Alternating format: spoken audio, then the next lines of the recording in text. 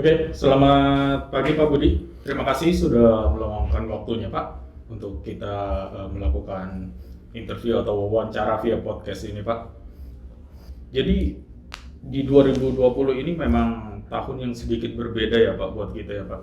Karena ada pandemi COVID-19 dari bulan Maret diumumkan oleh pemerintah hingga saat ini pun juga masih pandemi ya Pak.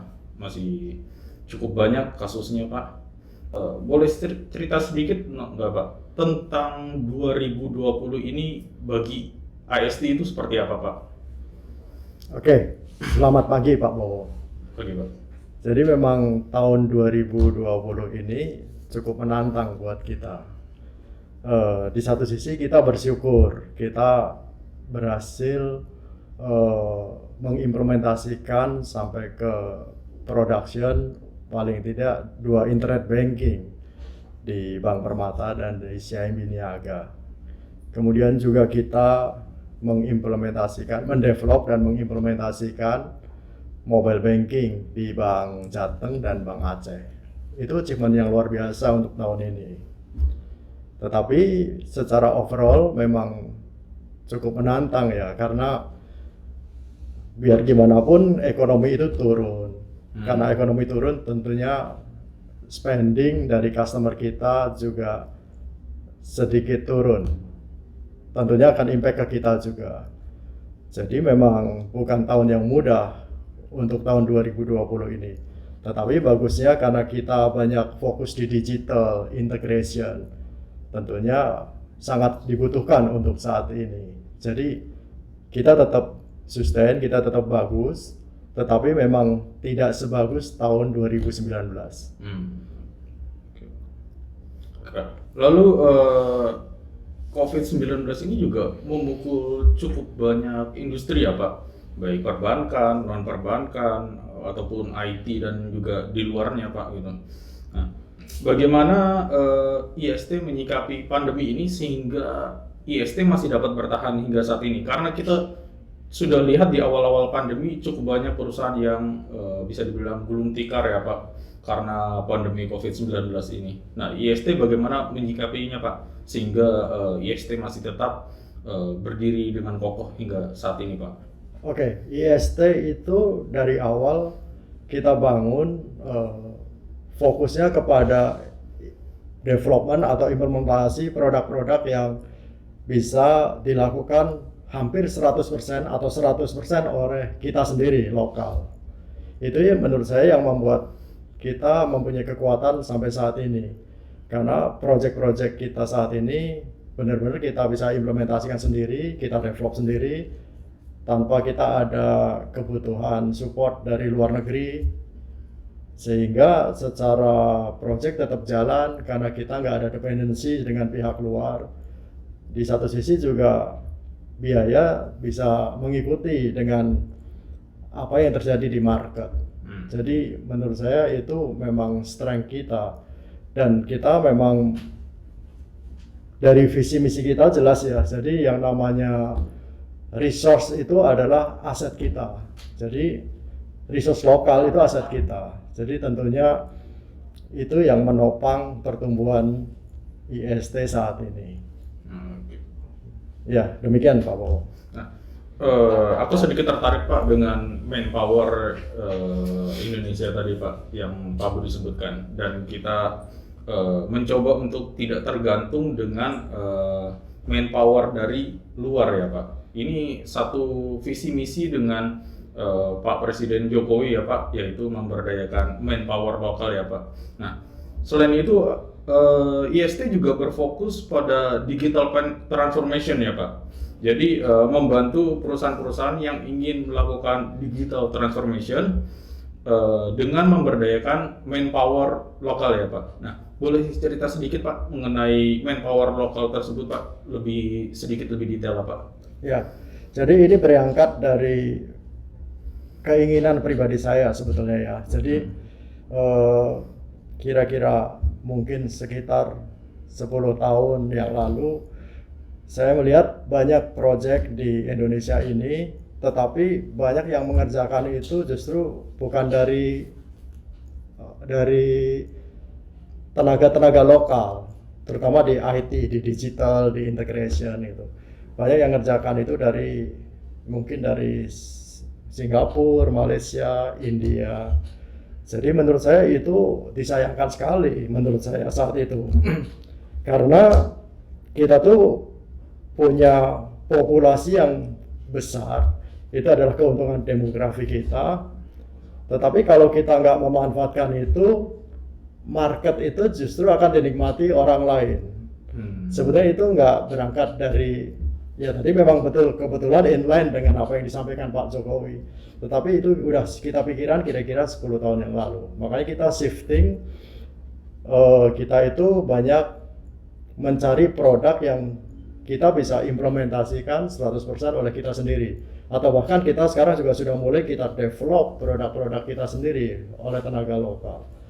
Dan sebetulnya ini yang menurut saya bisa menolong kita bangsa Indonesia, karena ya kita harus saling tolong lah istilahnya sesama orang bangsa Indonesia. Jadi saya juga berharap di market korporasi itu mulai untuk percaya kepada produk-produk lokal seperti kita ini. Ya, demikian Pak. Oke, terima kasih Pak. Lalu Pak, sedikit flashback ya Pak ke tahun 2013 Pak, di mana saat itu tim teknis dari IST berjumlah tidak lebih dari 20 orang ya Pak. Nah, di 2020 ini kalau tidak salah tim teknis dari IST ini sudah lebih dari 200 ya Pak. Betul. Nah, boleh kasih sedikit tips dan trik bagaimana IST bisa berkembang sampai 10 kali lipat Pak dalam kurun waktu 7 tahun terakhir ini Pak? Ya, jadi yang tadi saya sampaikan, kita itu asetnya resource. Jadi kita betul-betul tergantung tenaga-tenaga yang handal yang kita bangun. Banyak yang kita bangun dari nol, ada juga tenaga handal yang kita akuisisi dari luar yang sudah berpengalaman. Tetapi semua itu anak Indonesia. Jadi kalau kita berbicara growth, balik lagi ini tergantung kebutuhan di pasar. Jadi kebutuhan customer kita. Nah, kita bisa menjaga performance dari pekerjaan kita. Dengan kita bisa menjaga performance pekerjaan kita dari sisi kecepatan, kualitas, dan juga biaya yang efisien, tentunya akan membuat semakin banyak customer yang percaya akan kita. Nah, kepercayaan ini tentunya akan membuat kita semakin banyak project yang kita kerjakan, tentunya akan menambah resource yang dibutuhkan. Tetapi ini juga akan menjadi challenge buat kita, karena kalau resource yang dibutuhkan ternyata kita supply dengan kualitas yang tidak sesuai, itu justru akan menjadi backfire buat kita. Jadi kita memang harus tetap menjaga kualitas kita. Kita tetap, meskipun ini berkembang cepat, kita harus menjaga kualitas pekerjaan kita sama dengan waktu kita mungkin proyeknya dulu masih sekitar 20-30 orang.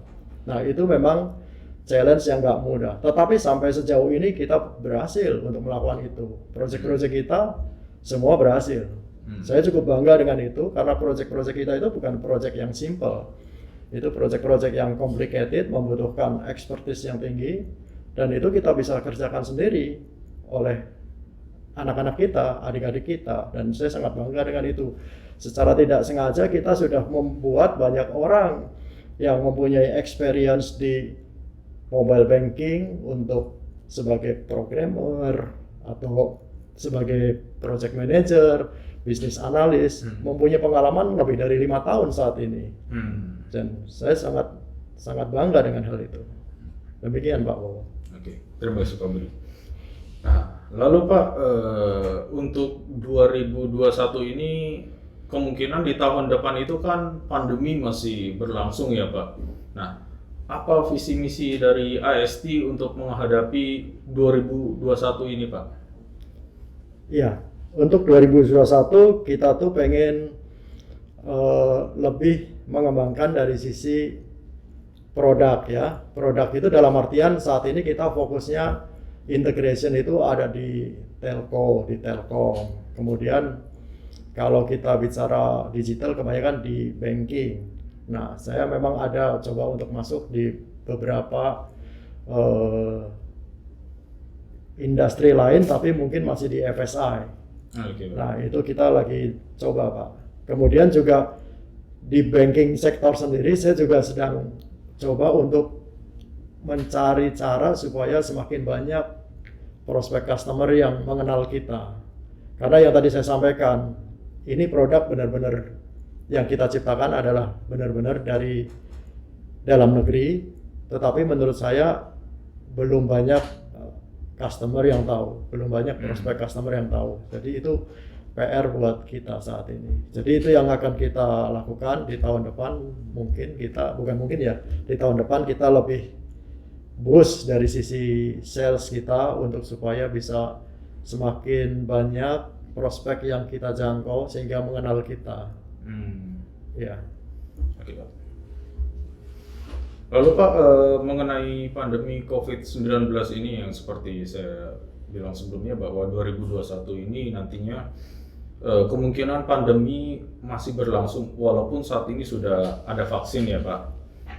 Apa pesan Pak Budi untuk karyawan dari AST dalam menghadapi pandemi COVID-19 di 2021 mendatang Pak? Ya, pertama kita harus tetap bersyukur kita bisa sampai sejauh ini. Kalau kita ingat di awal-awal pandemi sekitar bulan Maret, Pak Bowo juga ngerasain kan betapa paniknya kita gitu. Iya Pak. Tapi kita ternyata sudah diberi kesempatan untuk sampai sejauh ini. Jadi saya pikir yang pertama kita harus bersyukur. Kemudian meskipun vaksin itu ada, tapi saya tidak tahu kecepatannya untuk ke distribusi ke semua masyarakat di Indonesia itu seberapa cepat. Jadi saya pikir ya kita masih tetap jaga jarak, terus ya ikutin aturan pemerintah. Kemudian juga kita juga kebanyakan mungkin hampir 100% melakukan work from home. Meskipun kayak kita punya kantor di Jogja itu 100% masih ngantor gitu. Karena memang di sana lebih terkontrol sepertinya. Saya tidak tahu pastinya seperti apa, cuma mereka masih bekerja dari kantor.